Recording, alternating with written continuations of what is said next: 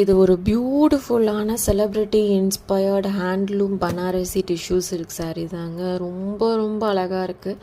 அதுவும் இந்த antique gold பார்டரில் அந்த ஒர்க் பண்ணியிருக்கிறது வந்து ரொம்பவே அழகாக இருக்குது. உங்களுக்கு ப்ளவுஸ் பீஸ் தனியாக வந்துடும்.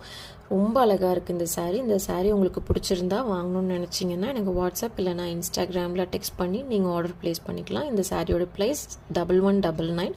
இந்த saree எந்த செலிப்ரிட்டி வியர் பண்ணியிருந்தாங்கன்னு உங்களுக்கு தெரியும் அப்படின்னா எனக்கு கமெண்ட் பாக்ஸில் அவங்க நேமை கமெண்ட் பண்ணிட்டு போங்க.